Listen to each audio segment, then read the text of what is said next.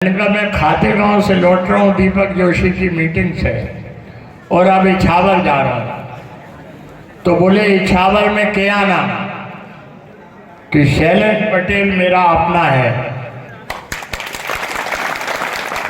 शैलेंद्र पटेल जीतेगा, वो जीत कमलनाथ की है और शैलेंद्र पटेल को कोई कमी नहीं आने दी जाएगी जब वो आके इछावर के काम की बात करेगा। अगर प्रदेश का होने वाला मुख्यमंत्री शैलेंद्र भैया इतना बोल दे तो बहुत बड़ी बात है। ये दाल बाटी गाकड़े लड्डू सब हम लोगों को मिलना चाहिए। मैं आपको बताना चाहता हूं कि उम्मीदवार का मैंने कह दिया।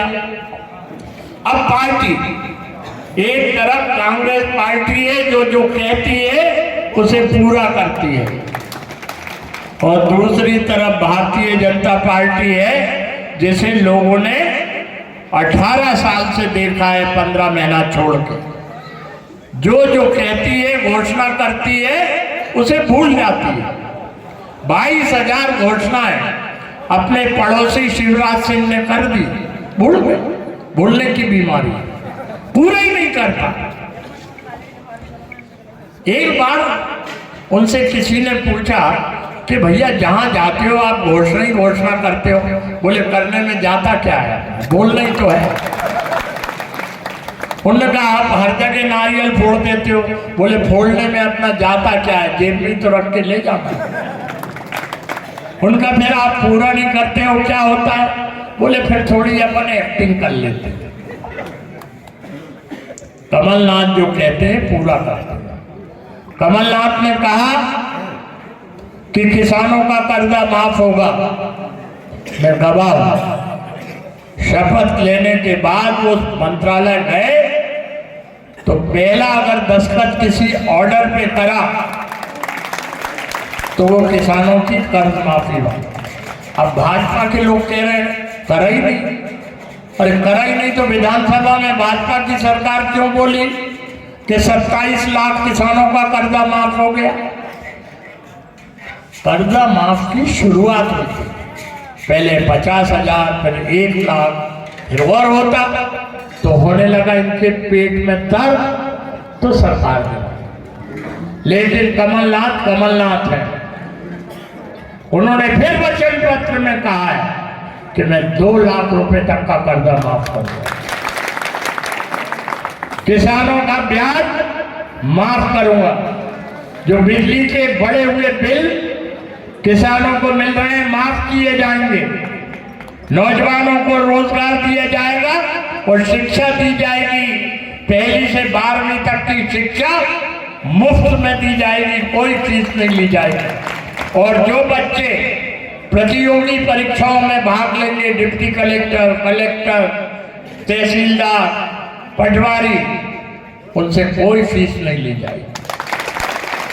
ये तो वहां भी जाली काम करवा रहे हैं। पटवारी भर्ती घोटाला, तो कहीं मेडिकल घोटाला, तो कहीं नर्सिंग घोटाला, तो बुधनी घोटाला, तो फूल उगाने वाला विदिशा का घोटाला। फूल है नहीं खेत में मगर फूल बिक रहे करोड़ों। गजब है भाई, कमाल है आपके पड़ोसी का। पाव वाला भैया करोड़पति भैया हो गया। ये कमाल है बीजेपी का। अभी नरेंद्र तोमर के लड़के का वो चल रहा है वीडियो सुना है? कितनों ने सुना है? हाथ उठाओ। और ये बड़ा खतरनाक मामला है, यहाँ सब सुनते हैं। करोड़ों रुपए मांग रहा है, 100 करोड़, 18, 21 कोड वर्ड में बोल रहा है। अच्छा, एक ही का कमाल नहीं है, कई केंद्रीय मंत्रियों के बच्चों के कमाल है। इसीलिए तो प्रधानमंत्री ने उन्हें भेज दिया कि जाओ खाली करो मंत्री पद, जाओ चुनाव लड़ो। परेशान है कैलाश विजयवर्गीय इंदौर में। हम कल आए वहां, साड़ी भी बांट रहे हैं, टीवी भी बांट रहे हैं, मोबाइल भी बांट रहे हैं, जैसे लेना है चले जाना और फिर आ जाना, फिर बोर्ड पंजे पे लगाना।